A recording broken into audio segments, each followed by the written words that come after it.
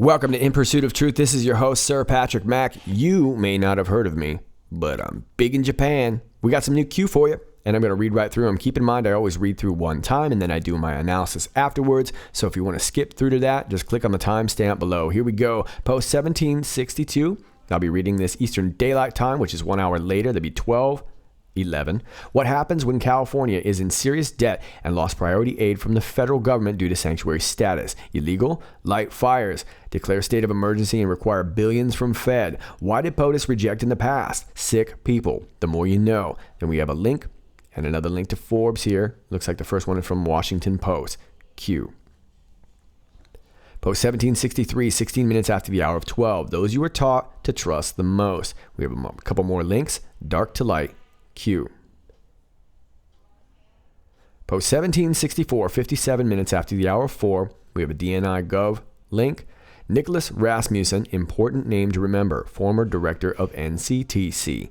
Another link to the McCain Institute. Think FISA. Think no name.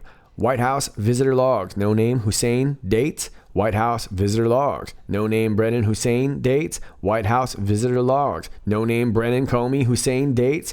White House visitor logs. No name Brennan Clapper Rice Hussein dates. Replaced by, then we have another DNI link. Defense Intelligence Liaison to British Intelligence in London. Think UK. Current director of the CIA. Then we have a CIA link. UK bio removed. CIA Station Chief, London, UK. Quote, furthermore, Haspel is seen as a Russia expert and a close ally of Britain's MI6, having been London Station Chief from 2014 to 2017. We have a Guardian link. Q says, the more you know. Q. Post 1765, 6 minutes after the hour of 7. And Anon posts this, MA office, the feed, that'd be Michael Avenatti. Did Anons get the wrong angle on this? And we have a copy of a Q confirmation. Who is supplying feed? Feed as in the image, camera feed. Remember, the image is flipped. Why? It would appear Q's guys are taking a picture of a bad actor. Think mirror.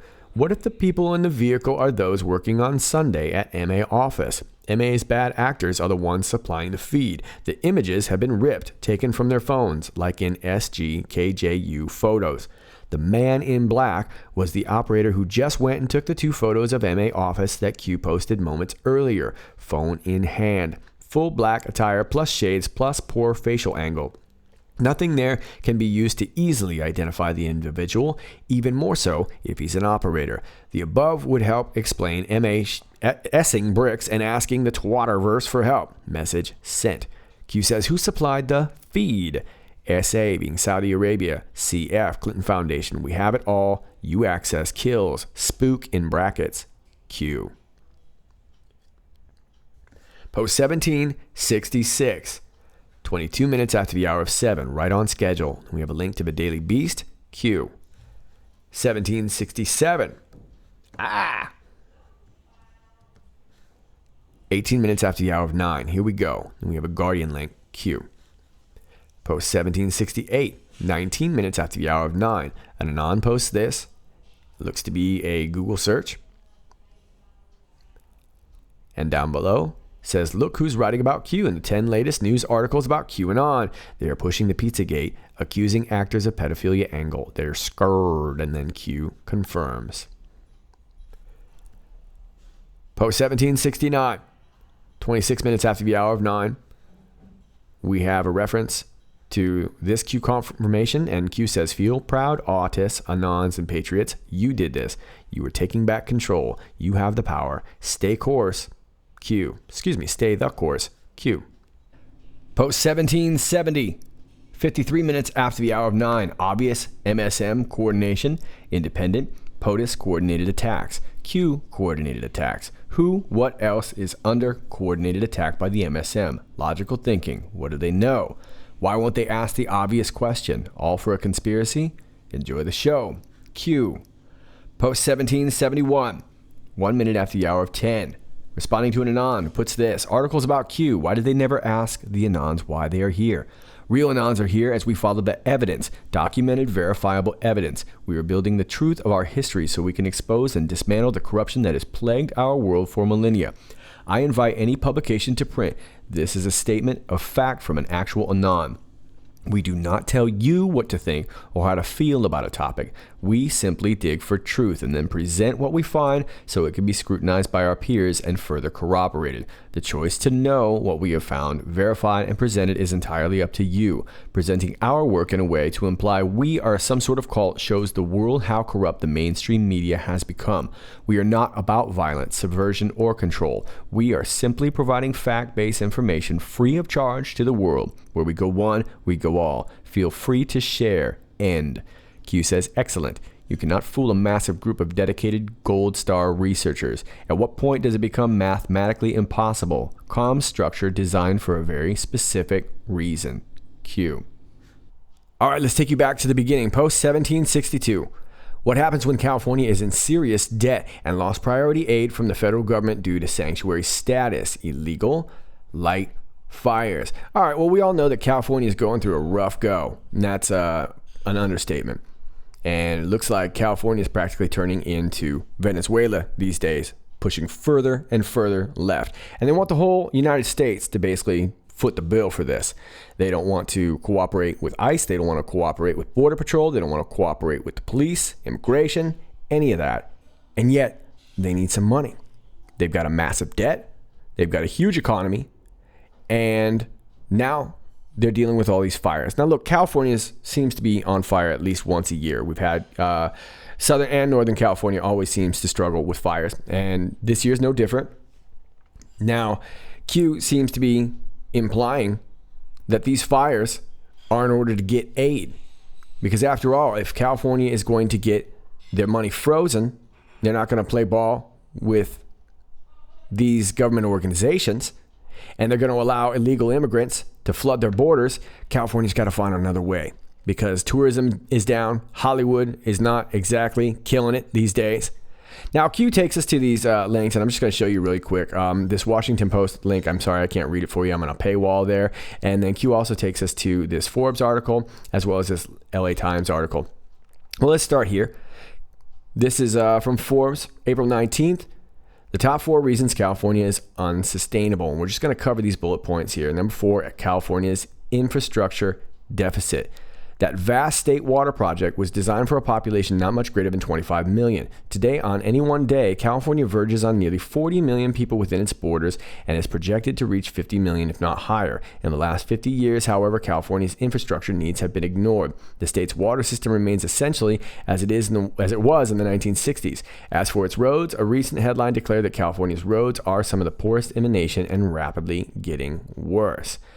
Number 3, governmental debt. How much in debt are the California governments? That's hard to know too. According to a January 2017 study, California state and local governments owe $1.3 trillion as of June 30th, 2015. The study was based on a review of federal, state, and local financial disclosures. In other words, that $1.3 trillion in debt is the amount to which California governments admit. Other studies believe it to be more. Indeed, one study says it's actually $2.3 trillion. Well, that's a massive difference, isn't it? That's a difference of $1 trillion. Okay, so California is in debt. California's taxes and regulations. When you consider the California legal system and its regulatory system inclusive of the world's most comprehensive global warming law, California is likely the most regulated state in the country, if not the world. California also is among the highest tax states in the nation. California has the highest income tax rate. The top rate is 13.3%. That's a massive amount of tax. The next closest top tax rate is in Oregon at 9.9%. So you can see there's quite a disparity just from number 1 and number 2. However, Oregon does not have a sales tax. California has the 10th highest sales tax. All right, so look, California's tanking. And the only people to blame for that are the legislators, the state legislators. And now they're not going to get federal funding if they're not going to cooperate with groups like ICE and Border Patrol. Now let me take you over to the LA Times. This was from back in November 19, 2017. California lawmakers upset that wildfire money is left out of White House's disaster aid request. Every day, Mike Thompson hears a news story about how last month's fires in Northern California have affected people's lives. Insurance is being denied. Tourism is down. Some companies have laid off workers. Block after block of homes are wiped out and cars are melted down to their skeletal remains, the Napa Valley congressman said of his travels in Santa Rosa over the weekend. And yet none of the $44 billion that the White House requested of Congress on Friday for supplemental disaster aid includes funding to rebuild California after the fires, which killed 43 people and destroyed nearly 9,000 structures, a move that sparked an outcry from Thompson and his fellow lawmakers. All right, so these were fires last year, and of course we've got fires now as well too this year. And clearly we understand the danger of these wildfires, but it seems to me like Q is pointing us in the direction of the fact that these fires may not necessarily be accidental. Let's go back to the Q post here. Q says, what happens when California is in serious debt and lost priority aid from the federal government due to sanctuary status? Illegal? Well, Q says it real clearly here. Light fires. Declare a state of emergency and require billions from Fed. Yeah, that's the only way they're going to still get their money. And because they still control so much of the mainstream media, they can spin this and make it look like, of course, President Trump's fault for rejecting it, or whoever ends up rejecting the money. But let's face it, it all boils down to Trump, doesn't it? He's always the scapegoat in this. Why did POTUS reject in the past? Probably because he knows. Probably because he knows where this is coming from. Sick people, the more you know. All right. So look, we can only suspect, I suppose, given these articles. But I want to show you a couple things here. I'm going to take you over to Popular Science. This is an article from back in 2004. And I just want to read you. They're talking about these dangerous modern weapons and da-da-da-da. And I've already scrolled down here. This is called The Rods from God. This one would be hands down winner for spookiest name if the award weren't just a consolation prize. The Rods from God will do just fine competing for the spookiest weapon, regardless of name, thank you very much. They are a kinetic energy device like the railgun, but instead of using electricity to achieve destructive velocities, they use gravity. The still hypothetical system would be comprised of two satellites in orbit around the Earth.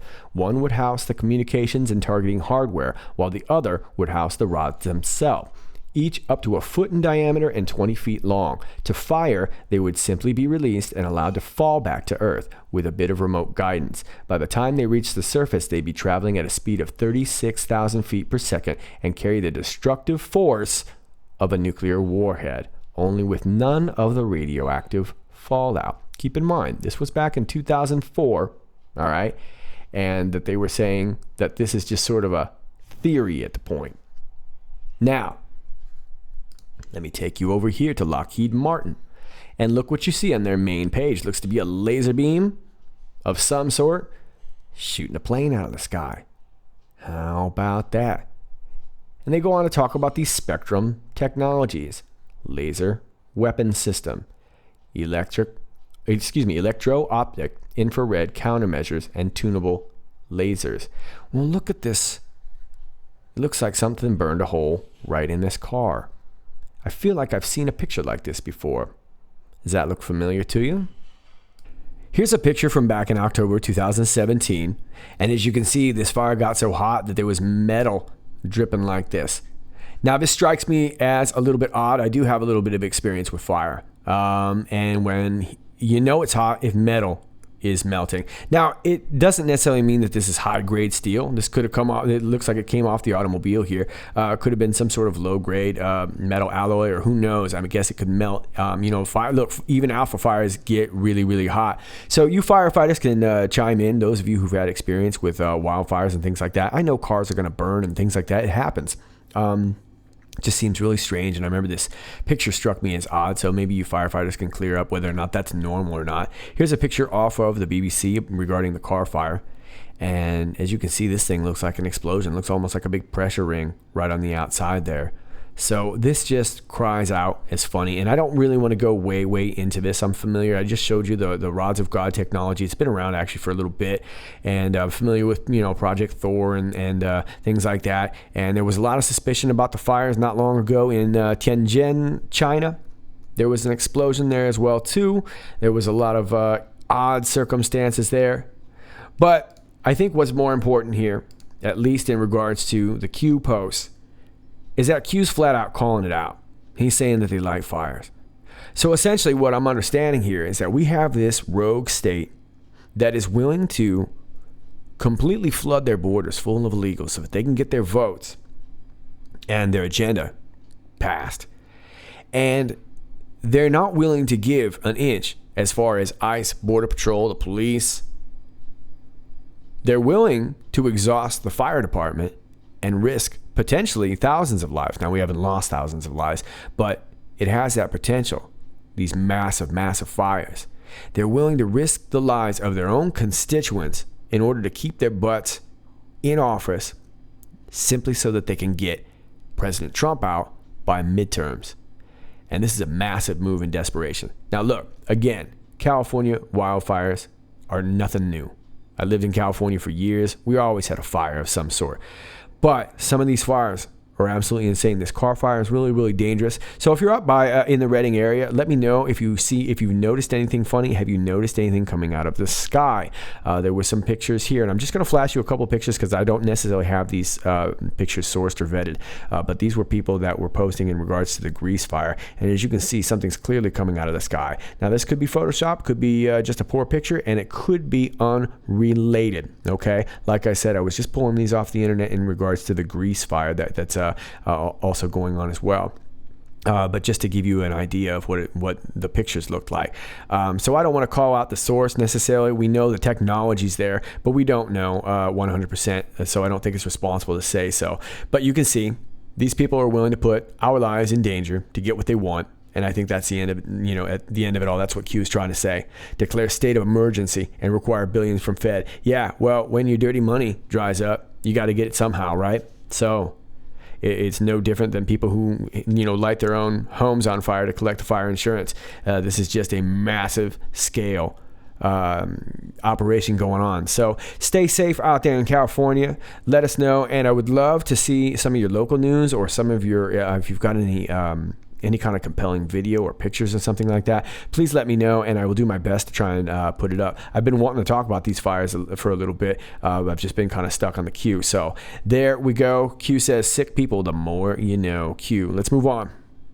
Post 1763, Q says, those you are taught to trust the most. Then we have these two AP News links, and this justice.gov link. Q says, dark to light. So we're probably dealing with something pretty satanic. And we are. Australian bishop convicted of sex abuse cover-up resigns. This is off of AP. Pope Francis on Monday accepted the resignation of an Australian archbishop convicted in criminal court of covering up the sexual abuse of children by a priest, taking action after coming under mounting pressure from ordinary Catholics, priests, and even the Australian Prime Minister. Nice going. Here's another one. From July 27th, after decades of silence, nuns talk about abuse by priests. The nun no longer goes to confession regularly after an Italian priest forced himself on her while she was at her most vulnerable, recounting her sins to him in a university classroom nearly 20 years ago. All right, I think you see where this is going. So, look, let's call a spade a spade. In regards to the upper echelons of the Catholic Church, I think it's safe to say the batting average this season is slumping. And Q said a while back that the Pope was going to have a rough May, and he did. You remember this from NPR? I reported this very article. Excuse me. All of Chile's bishops offered to resign after sex abuse cover-up. Let me read that again. All of Chile's bishops offered to resign after sex abuse cover-up. All 31 of them. Not some of them, not a handful, not a few. Not a good portion, not a great many. All of Chile's bishops offered to resign after sex abuse cover-up. This guy right here is Luis Fernando Ramos Perez and Juan Ignacio Gonzalez. You two, you look at me. Look at me. See, neither one of you can look at me. You know why? Because you're guilty. Now, I don't know what you're doing out there in Chile, but you're failing miserably. You're doing it wrong. All of them. All of them are gone. And you too, because you're two of them. Right? Neither one of you can look at me. You both look like you peed on the carpet. All right? You. I'm about to go over there and smack my bishop. And this guy over here is like, it ain't my bishop. And then 2 days later, remember this was May 18th. 2 days later, we get this story. 20 Cuban pastors and spouses killed in plane crash. A group of Cuban church leaders died in a plane crash Friday on the way home from a denominational retreat in Havana. The 10 married couples, several of them co-pastors from Holguin in East Cuba, had spent 3 days at a Nazarene seminary in the island's capital. They sang and prayed together on the bus back to Jose Marti International Airport to catch their return flight. So you see what's going on? Weird. 48 hours of each other. Looks to me like the Catholic Church is getting cleaned out. And those are some of the people that for many, many years we were taught to trust the most. Our pastors, our preachers, our teachers, and of course our mother and father. Not so much anymore, I suppose, huh? But you get the idea, right? And that's where these creeps lurk. And in addition to that, they end up in these humanitarian organizations. And let's talk about that a little bit. Q gives us this link here. Now, I'm not yet sure what I want to think about this. This is from the U.S. Department of Justice website. And they're highlighting this Project Save Childhood, which I don't want to comment on because I don't know anything about it. But here's some recent press releases. Now, I'm not sure if Q was meaning to guide us there, as maybe this is a result of some of these indictments. I tend to think not. The thing that stood out here was this link, to Amber Alert. Right here, it's one of their resources. So let's check out Amber Alert. Now, this should immediately give you an Amber Alert because many of you already know this story. And for those of you who don't, Amber Alert is a missing children broadcast emergency response. And as you can see right here in their logo, this here is a known pedophile symbol being represented in a company that is supposed to be working for missing children. But more importantly, the bigger part of this story, which many of you guys already know, and if you don't, I want to turn you on to this. This is my video called Connecting a Crisis. You can simply type Connecting a Crisis and it will pop up. Please watch this video from back in June 10th. It will put a lot of things in perspective. But in regards to this woman, Laura Silsby, who is now known as Laura Gaylor, she was arrested in Haiti, smuggling 33 children across the border in Haiti into the Dominican Republic. And she got popped. And Bill Clinton came to the rescue, oddly enough. And Miss Laura Silsby's lawyer had also been arrested for human child trafficking, as well as his wife, who was already in jail at the time. So this got really, really crazy with the Clintons, of course, too, coming in and swooping in and rescuing her. And later on, she gets married, changes her name to Laura Gaylor, and ends up becoming one of the lead roles here in Amber Alert here. So I think this is where Q is turning us on to here, that essentially those that you are taught to trust the most tend to be where all the predators are. And we're seeing that now. And we're bringing all that darkness to light. And we don't talk about it a lot because we tend to be focused on either, what's in our immediate news or whatever. But this Catholic Church has been dealing with a hell of a few months with all this. And it's all related to this in the fact that these are people that you're supposed to trust the most. But more importantly, they're the ones that come swooping in when things get vulnerable. Things like floods and hurricanes, tsunamis, fires, things that displace children, things that displace people. This is where they're able to snatch people up. And then they go into these systems, whether they're adoption systems in particular. And what's sad about that is adoption is so important. It is a good thing to adopt, and they take advantage with that because a lot of these kids are either undocumented, maybe their homes have been burned or lost in a flood, or who knows. But this is where these groups come swooping in, disguised as humanitarian groups. Those are the ones that you're taught to trust the most. And we're finding out more and more that those were the very systems that were the most infested and the ones that we need to deal with immediately. Dark to light. And that's not just up to Q. That's up to me and you. These adoption agencies and these, whether it's any kind of humanitarian group, children organization. Look, I'm not sending my kid to Father O'Malley's fun camp this summer is what I'm trying to tell you. Okay? But these are things that we can look at and root out in our own neighborhoods. And that might be a good place for a lot of us Anons to start. Let's move on. Post 1764. Q continues to drop the bombs. We get this link right here. Q says, Nicholas Rasmussen, important name to remember, former director of NCTC. Let me just stop right there. So this is the document, and it's a 99-page document. I just got it this morning, so very little time to go over it. This is the 2016 Certified Foreign Intelligence Surveillance Courts Memos, and there's a lot here. Like I said, 99 pages. So I haven't really gotten into too much. I will touch on a couple points here. Let me take you down to page 10. As you can see, there's a ton of redactions here, tons of black, and I think that we already kind of knew that that was going to be coming. Now, down here at the bottom of page 10, there are some footnotes here. And it says, see affidavits of Admiral Michael S. Rogers, United States Navy Director, NSA, James Comey, John Brennan, Nicholas Rasmussen, NCTC, which are appended to each of certification's big black box. And I found this interesting too. Admiral Rogers filed amended affidavits in connection with the March 30th, 2017 submission. So Admiral Rogers came back for seconds. So it starts to get interesting here. It talks about targeting, the standards for targeting procedures. Let me turn you on to this part right here, section 1881A(b)(3), which provides that acquisitions may not intentionally target a United States person reasonably believed to be located outside the United States.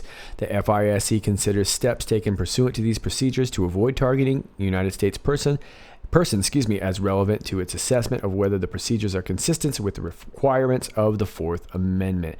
All right, so there's lots to go on, and I have a feeling that we're going to have a lot of talking points over the next few weeks in regards to this document. So being such a big document, I imagine Q is giving us a little prep time on this. I hope so, because there's lots to read. Now, there will also be Anons that do a lot of just dedicated work on this as well, too, and I will try and gather that information as best I can. But right now, I've just sort of been skimming.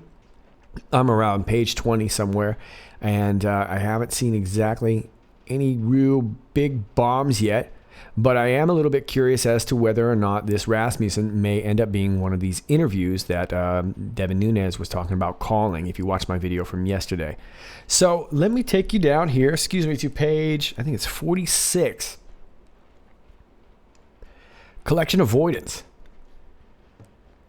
The FBI and NSA would also be allowed under proposed amendments to their respective procedures to share with NCTC for collection avoidance purposes information about domestic communications obtained under Section 702 that indicate a targeted person is in the United States or otherwise should no longer be targeted under Section 702, see NSA minimization procedures.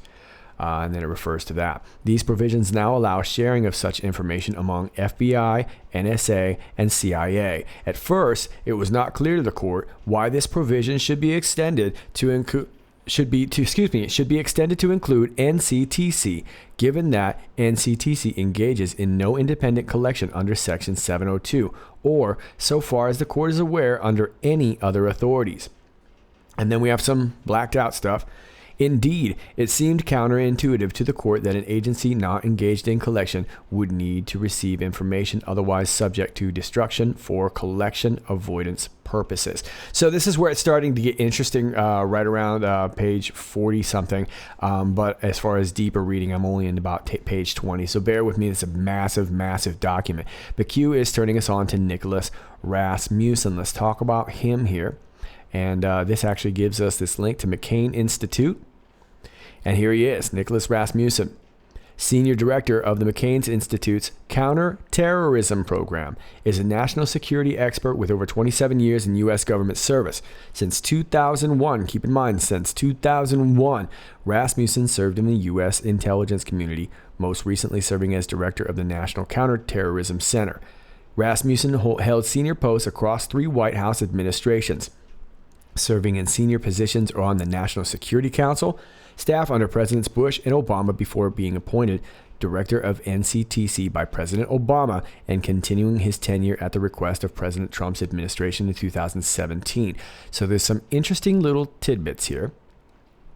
Rasmussen joined the counterterrorism community 6 days after the 9/11 attacks, serving as the Director of Regional Affairs in the Office of Combating Terrorism on President George W. Bush's NSC staff from 2001 to 2004.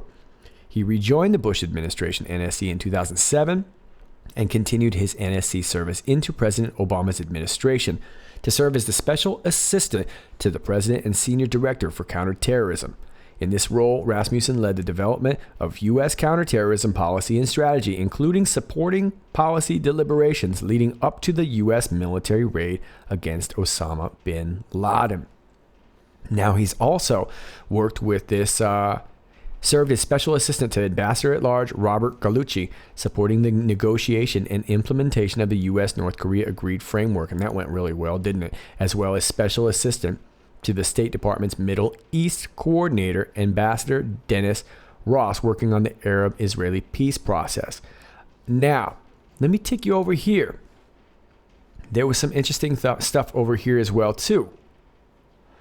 Mr. Rasmussen previously served at NCTC from 2004 to 2007 in senior policy and planning positions, responsible for producing net assessments of U.S. counterterrorism policy and strategy for the National Security Council and the President.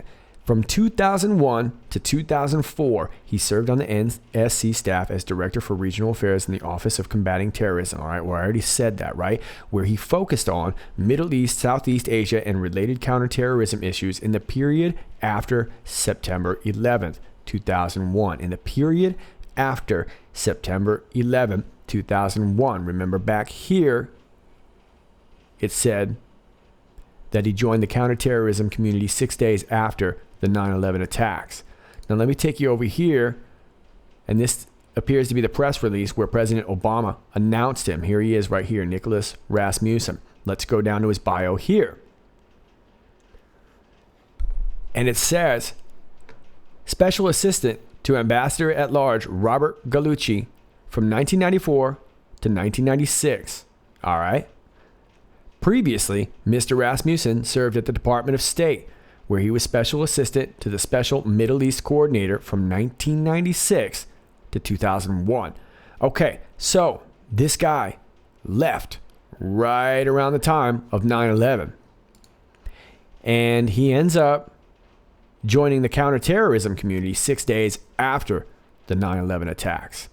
Back in December 2017, The Independent reported on Rasmussen here. He said, easy access to powerful firearms is exposing America to attacks from violent extremists. An outgoing top counterterrorism official has warned, we find ourselves in a more dangerous situation because our population of violent extremists has no difficulty gaining access to weapons that are quite lethal. Nicholas Rasmussen of the National Counterterrorism Center told the Washington Post. I wish that weren't so. And this was in the wake of the Las Vegas shooting.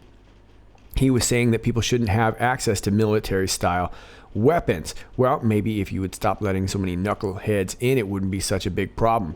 So there's our Rasmussen. So he is your former director of NCTC. And he's also wrapped up with this McCain Institute, which is some sort of like private organization related somehow to Arizona State University. Very, very strange. And why would they need a counter-terrorism department? Q says think, FISA think, no name. Of course, no name is Senator McCain. So could it be that McCain was getting some of his information from his main man, Nicholas Rasmussen? After all, this guy's an expert and he's been everywhere. And he seems to be everywhere in the right times. So of course he's going to have connections in the UK. And we've already seen that it looks like he has some connections in the Middle East, and he was around there around the time of 9/11. So this goes really, really deep, and I'm not sure yet how deep. And now Q takes us to these White House visitor logs. No name Hussein. No name, of course, McCain. Hussein being Barack Obama. No name Brennan Hussein. No name Brennan Comey Hussein. No name Brennan Clapper Rice Hussein. And Q's asking about the dates for all this. Well, we know that Brennan Clapper, Rice, Comey, all ended up leaking at some point the information that was drummed up in the Steele dossier. And Q's asking about these visitor logs dates. Well, that's going to be really tricky because from what I remember, the courts allowed Obama to keep White House visitor logs secret. Now, this was back in 2013. But this meant that they were going to be able to keep these logs secret for up to 12 years after he has left office, as is the case with many presidential records. And this was a big deal. Tom Fitton from Judicial Watch was fitting to get those documents. He said decisions like this turn the Freedom of Information Act from a transparency law to a secrecy law. So you may have remembered this, okay? And then, of course, John Podesta at the time said that Obama would implement the strictest ethics rules ever applied. Yeah, he's real strict about the rules, isn't he? Call me Skippy! Call me Skippy! That's the only thing he's strict about. Okay, so these White House logs were kept secret, and I'm not really sure what the exact dates were, but it looks like Q is implying that these guys made some trips to talk about very likely how they were going to obtain this FISA. And could it be that not only Christopher Steele was not only by way of Glenn Simpson, the Fusion GPS being one source, could another source have been this Nicholas Rasmussen? I'm not really sure yet. And I don't know exactly about the dates because they were kept secret. And then, of course, President Trump won the election. And then there was a big deal about him keeping the logs secret. This was back in April, just months after his inauguration. The White House announced Friday that it would cut off public access to visitor logs revealing who is entering the White House complex and which officials they are meeting, breaking with the Obama administration's practice and returning a cloak of secrecy over the basic day-to-day workings of the government. Okay, so eventually Obama kind of turned this over, but it wasn't really complete. So I'm not exactly sure about the exact dates, but it wouldn't surprise me if they're fitting around the time that we see this group in London getting information to drum up for this FISA memo. Just my guess as of now. I have a feeling we'll get some more information on this really soon. We can put this more together. Q says replaced by this, and he takes us to this link. And that would be this gentleman right here. Acting Director of NCTC, Russell, you can call him Russ, Travers. No known relation to Pat Travers, who's a bitchin' Canadian guitarist. Now, this guy is very interesting. He took office as acting director on December 24th, 2017. He's also been a defense intelligence liaison to British intelligence in London. So he hasn't really been doing this long. Then we get this from over on this is off of ABC, June 22nd, 2018. President Donald Trump is nominating a Navy Special Operations veteran to be the nation's top counterterrorism official, and that's Joseph McGuire, and that's this guy right here. He's a vice admiral, he's a team guy, SEAL team, and he's going to be taking over. Russell Travis is currently the acting director of the center. So it looks like Trump wants a new guy here. He's got himself another high-level military guy, Spec Ops, a vice admiral, 36 years in uniform. How about that? So this is really intriguing because this guy didn't seem to last very long. Not sure what to think of Russ Travers. No relation to Pat Travers. So Travers is our replacement, and Q's pointing out Defense Intelligence Liaison to British Intelligence in London. Think UK. Current director of the CIA, and who's that? That's Gina Haspel, right here. And we've talked a little bit about Gina Haspel. Q says the UK bio was removed. Indeed it was. We don't see anything about her working in the UK, and that's pretty interesting because she had a pretty big role. She was the station chief. Furthermore, Haspel is seen as a Russia expert and a close ally of Britain's MI6, having been London station chief from 2014 to 2017. And then it takes us to this Guardian article, of course, which is where you're getting that from. Now, the tone of this Guardian article, Gina Haspel must atone for her past to become CIA director. So, I gotta admit to you, I don't know if my opinion has gone any further with this Haspel, but I want to point this out. In an effort to boost her standing ahead of the Senate confirmation hearings, Trump sent out a tweet that celebrated rather than downplayed Haspel's role in the enhanced interrogation program that included waterboarding, the simulated drowning of detainees. So if you remember, Haspel was under a lot of fire because of these interrogation centers that were in Thailand. And there were all these videotapes that were showing purported torture, and they got rid of the tapes, which is a little bit sketchy. My highly respected nominee for CIA Director, Gina Haspel, has come under fire because she was too tough on terrorists, Trump declared. Think of that. In these very dangerous times, we have the most qualified person, a woman who Democrats want out because she is too tough on terror. Okay, well, that might offer a little bit of clarity there. Simply because the Democrats want her out. Well, why would the Democrats want her out if she was such an important liaison in the UK? Why would Trump be willing to go through all this trouble that he did at the time, defending her, to get her in to such an important intelligence position, CIA director? And remember, Pompeo was a big supporter of her as well. So could it be that Gina Haspel, although maybe having some reconciling to do, she sounds a little neocon-y to me, but could it be that she's reconciling a little bit in this very important position? After all, I would assume she has a lot of very important information. She's seen as a Russia expert, and all of this playing out is about Russia collusion. She's a close ally of Britain's MI6, who we're finding more and more seem to be involved in the drumming up of this FISA warrant, the Steele dossier, blah, blah, blah, blah, blah. So could it be that she's got the goods on everybody? Maybe she's a gray hat doing a little reconciling. Maybe she's been a white hat all along. Maybe she's a black hat and President Trump has thrust her into the spotlight for the sake of being exposed. You tell me down below what you think. I'm not sure, but I tend to think that President Trump wouldn't put somebody in such a powerful position if he didn't think they would be able to execute on some level. Now, as far as Mr. Travers, no relation to Pat Travers, and as far as Joseph Maguire, seems to me like Joseph Maguire is probably the guy that we want in this position. I don't exactly know where Rasmussen fits in all this, other than the fact that he seems to be wrapped up with McCain.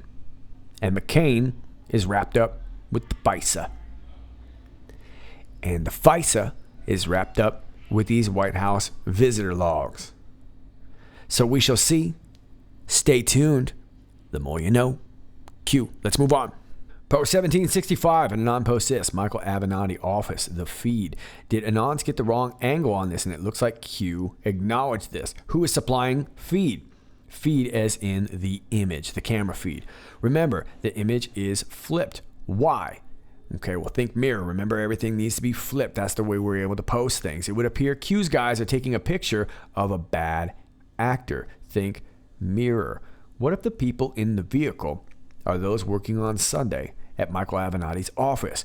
Michael Avenatti's bad actors are the ones supplying the feed. The images have been ripped or taken from their phones, like in SG, and I would imagine that's Singapore Kim Jong-un photos. The man in black was the operator who just went and took the two photos of Michael Avenatti's office that Q posted moments earlier, phone in hand. Full black attire plus shades plus poor facial angle. Nothing there can be used to easily identify the individual, even more so if he's an operator. The above would explain MA pooing bricks and asking the Twitterverse for help. Message sent. Okay. Q says, who supplied the feed? We're talking about the camera feed. So first of all, let's take a look at the picture again. Here's the picture. And here it is flipped.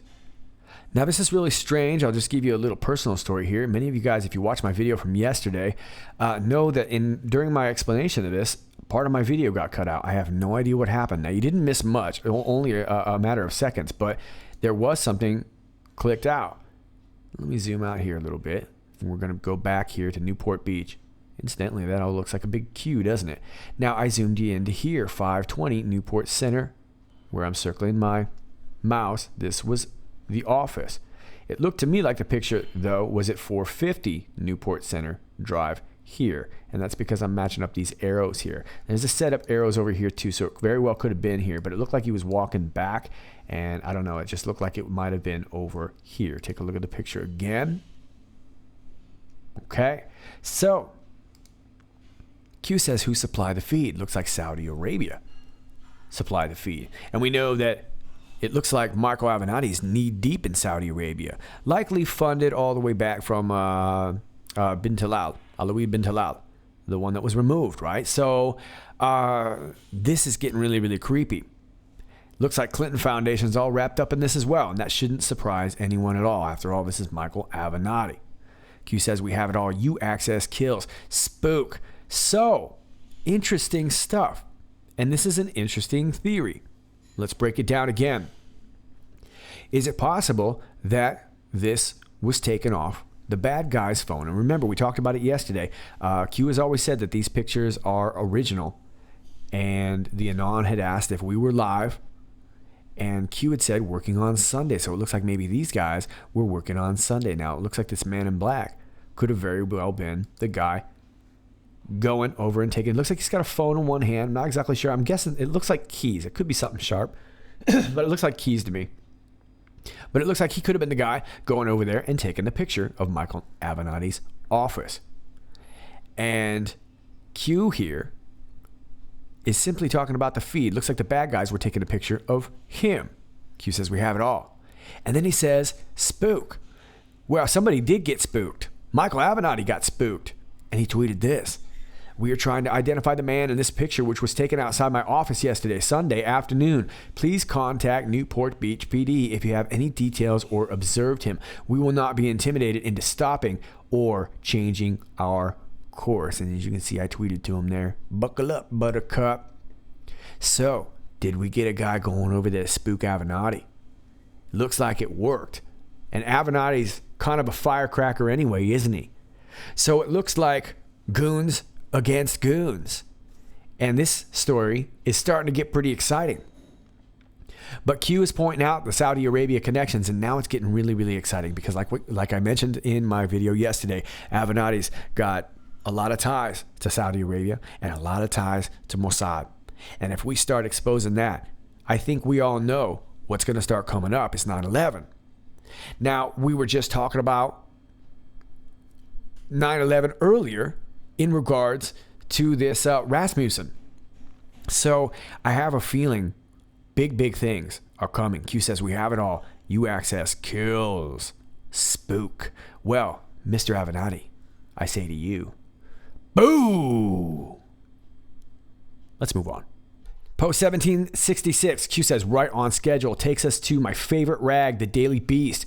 Avenatti targeted in person by QAnon, the crazy pro-Trump conspiracy theory. Boy, the title even makes your head hurt, doesn't it?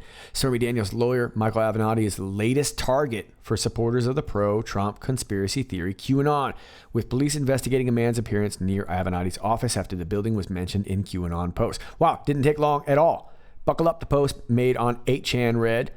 About 45 minutes later, Q posted a picture of a man standing in the street near Avenatti's office. The man, who had his back to the camera, is holding what appears to be a cell phone in one hand and a long, thin object on the other. In the other. Looks like keys to me. I'm just saying, just looks like keys. But Avenatti says, that's not a set of keys. I think it's a set of keys, Avenatti. It also looks like he's wearing a toupee of some sort. Not a very good one, I might add. You might be right. You might be right. Anyway, you see what's going on. And now it's talking about QAnon and all these crazy things and how dangerous it is. That's the idea. That's what's going on here. This is dangerous.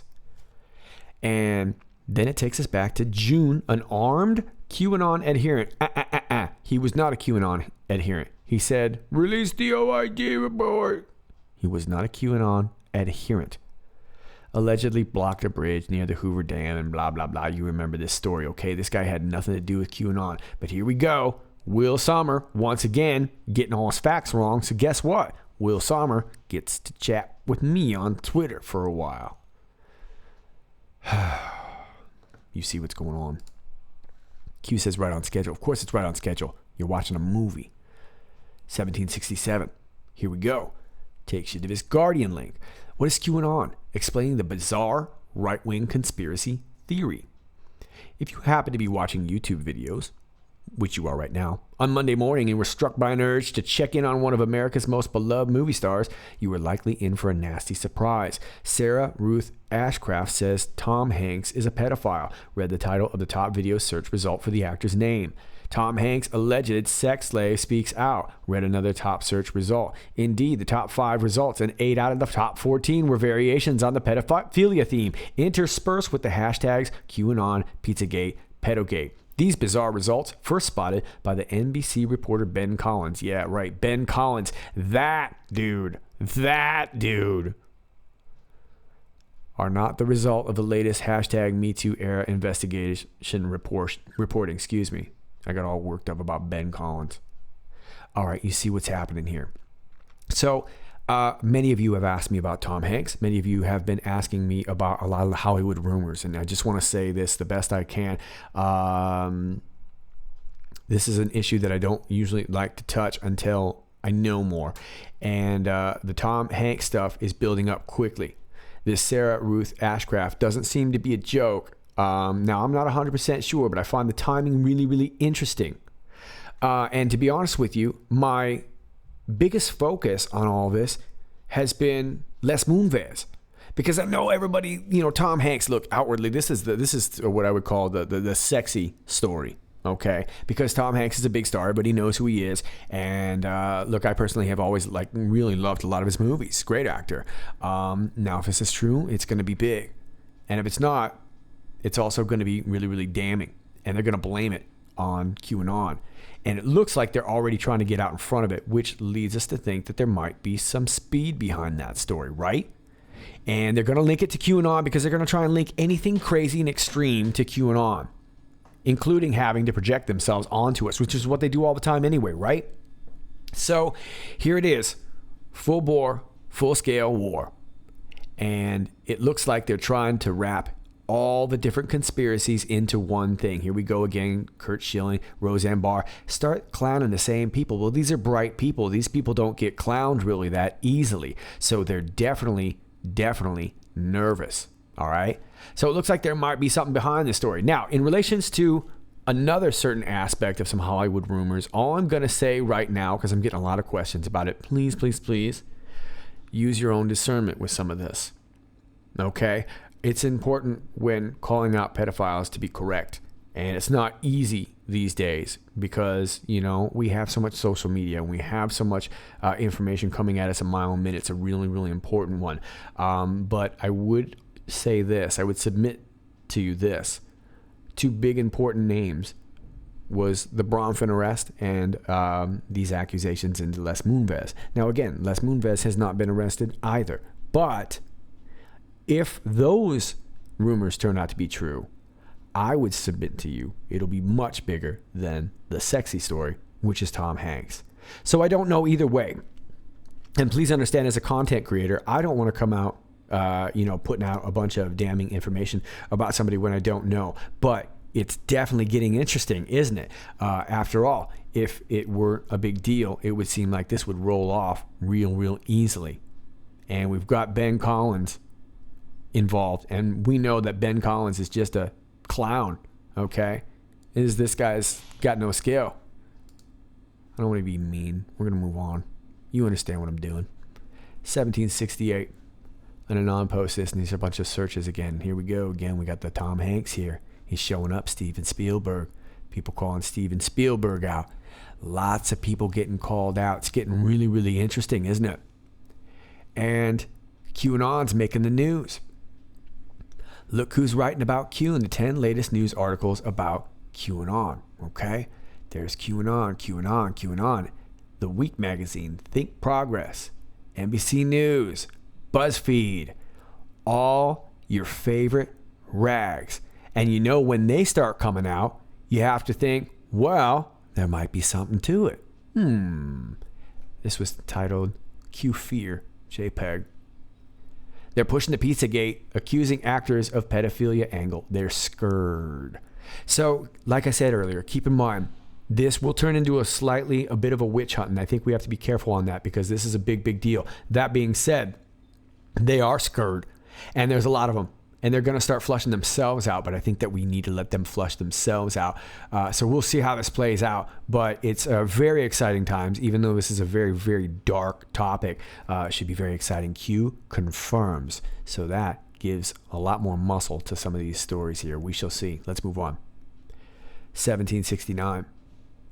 Adding on to that confirmation, Q says, feel proud, autists, Anons, and patriots. You did this. You are taking back control. You have the power. Stay the course. Yeah, pretty sweet. Imagine how helpless we felt just a couple short years ago.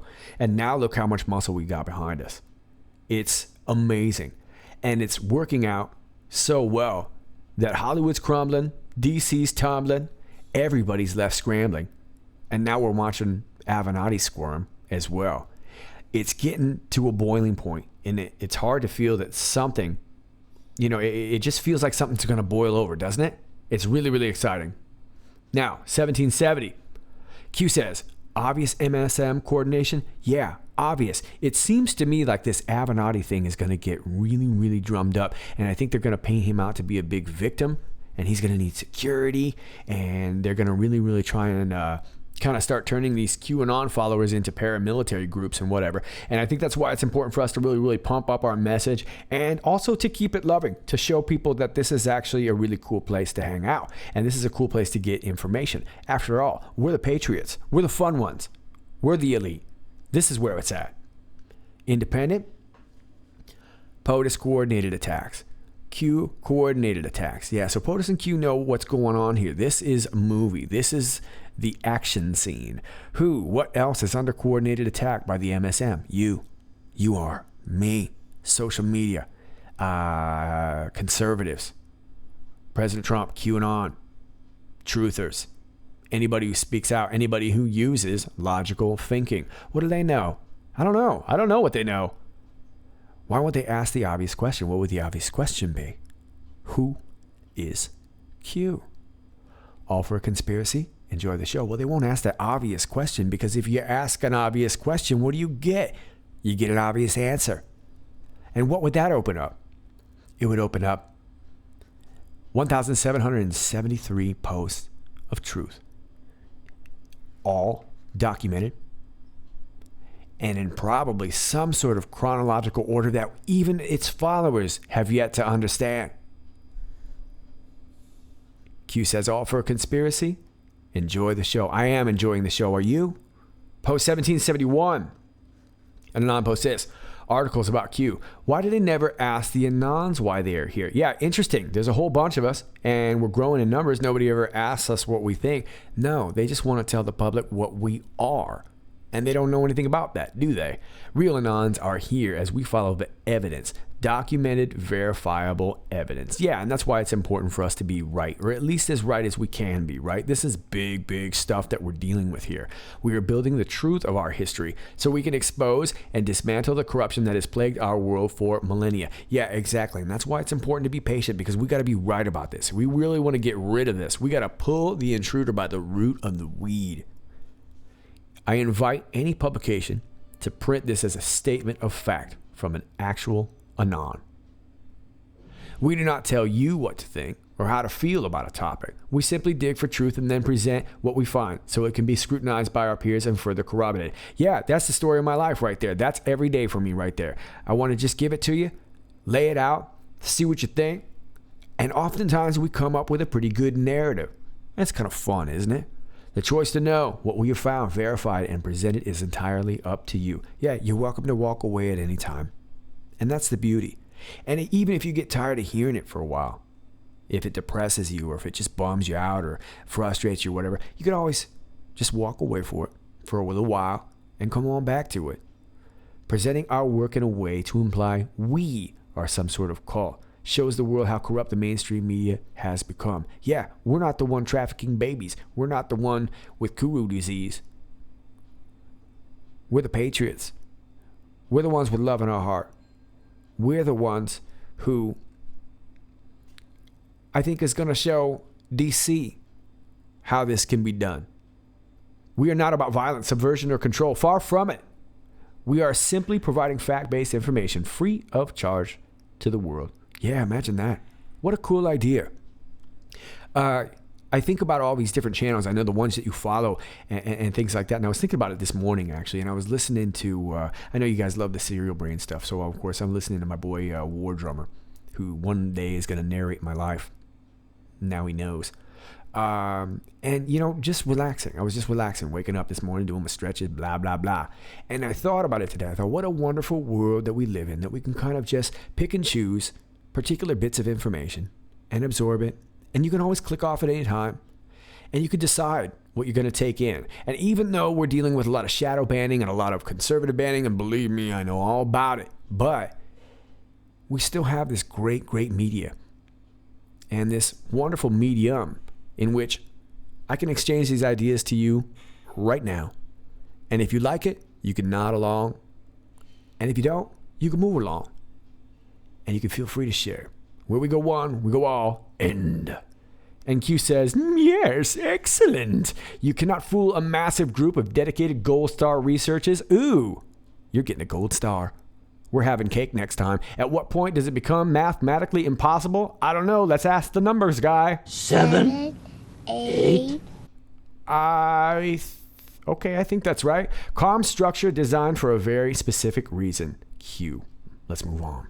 Post 1772, we get this link. Q says tracking unsealed indictment, and it takes us here to justice.gov. Joshua Adam Schulte charged with the unauthorized disclosure of classified information and other offenses relating to the theft of classified material from the Central Intelligence Agency. This was on June 19, 2018. Jeffrey S. Berman, United States Attorney for the Southern District of New York, John C. Demers, Assistant Attorney General for National Security, and William F. Sweeney, Jr., Assistant Director in charge of the New York Field Office of the Federal Bureau of Investigation, announced today that Joshua Adam Schulte was charged in a 13-count superseding indictment. The indictment in connection with his alleged theft of classified national defense information from the CIA and the transmission of that material to an organization that purports to publicly disseminate classified, sensitive, and confidential information. Who would that be? Organization 1. The indictment also charges Schulte with the receipt, possession, and transportation of child pornography, as well as criminal copyright infringement. Schulte, who is presently detained on the child pornography charges, will be arraigned by U.S. District Judge Paul A. Crotty. Manhattan U.S. Attorney Jeffrey S. Berman said Joshua Schulte, a former employee of the CIA, allegedly used his access at the agency to transmit classified material to an outside organization. During the course of this investigation, federal agents also discovered alleged child pornography in Schulte's New York City residence. We and our law enforcement partners are committed to protecting national security information and ensuring that those trusted to handle it honor their important responsibilities. Unlawful disclosure of classified intelligence can pose a grave threat to our national security, potentially endangering the safety of Americans. Okay, so this young Schulte dude, we've got another leaky McLeaky pants.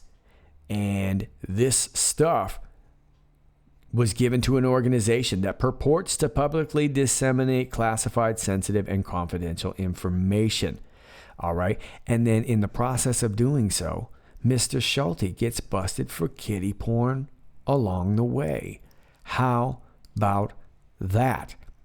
Q says tracking unsealed indictment. So this Schulte looks like he took a fall giving some information to someone else. Now look, there's a bigger topic here at some point I think that we should discuss about leaking. You know, as exciting as this is about the whole Julian Assange issue and people getting things to these groups, a lot of this information is really, really important, this stuff that gets leaked. But at the same time, we have to question the ethics about that. Now, I don't know what's up with this guy, if he's a true kiddie porn guy or if he was just a leaker that ended up taking a fall because of what he was trying to do.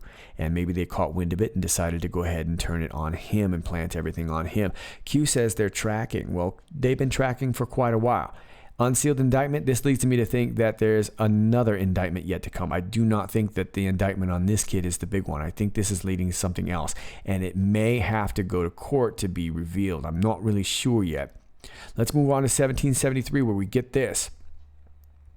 Vault 7, this is from the 7th of March 2017.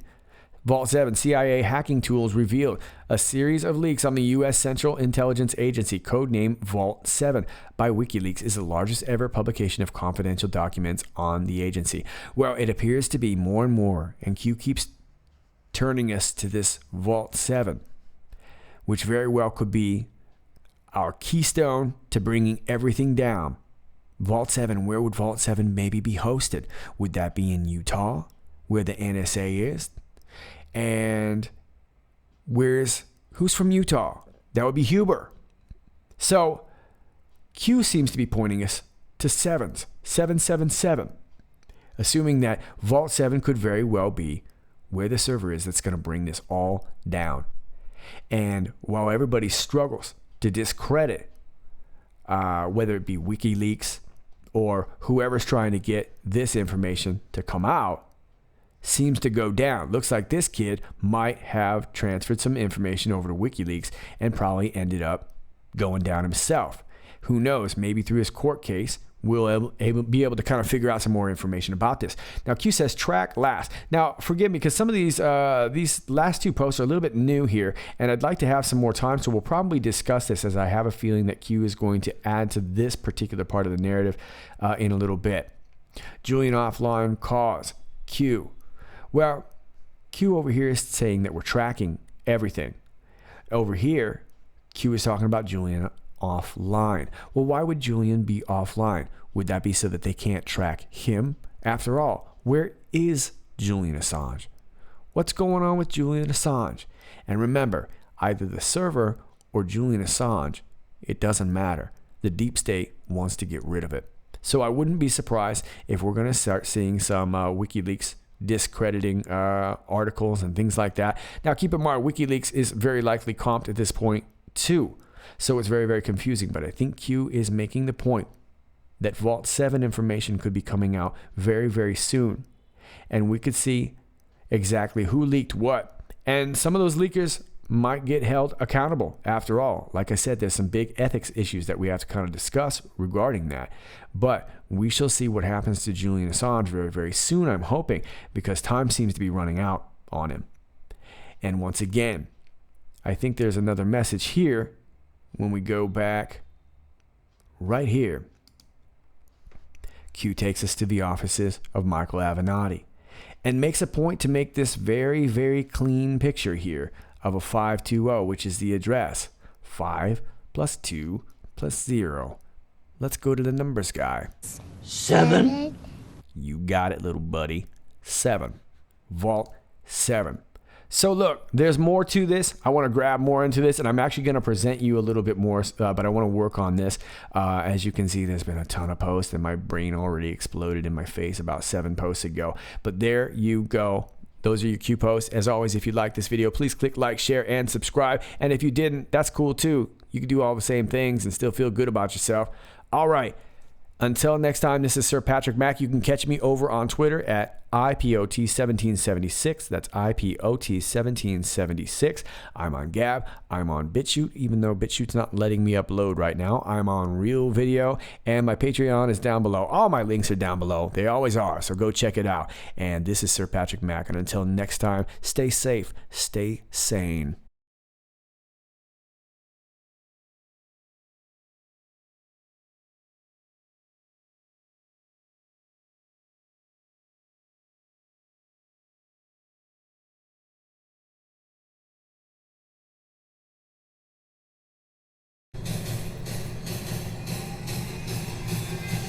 Nobody said it was going to be easy for us, but we will never be stopped. I will be the greatest jobs president that God ever created. Record low unemployment and a record high stock market. The Trump economy is red hot. Rocket Man is on a suicide mission for himself and for his regime. They will be met with fire and fury like the world has never seen. Now Kim Jong-un says President Trump will pay dearly for those words. Getting a good picture, everybody, so look nice and handsome and Beautiful. perfect. North Korea now committing to complete denuclearization. I mean, it's truly remarkable what he's doing. He has done more than any president in recent history, certainly the last half century. He's not a politician. He's one of us. Never, ever, ever give up. Never stop fighting for what you believe in and for the people who care about you. Carry yourself with dignity and pride. Relish the opportunity to be an outsider. Embrace that label, because it's the outsiders who change the world and who make a real and lasting difference. Treat the word impossible as nothing more than motivation. 3 American hostages are back home. I am asking all citizens to embrace this renewal of the American spirit. Seize this moment, believe in yourselves, believe in your future, and believe once more in America. I will fight for you with every breath in my body, and I will never, ever let you down. The forgotten man and the forgotten woman. You're not forgotten anymore.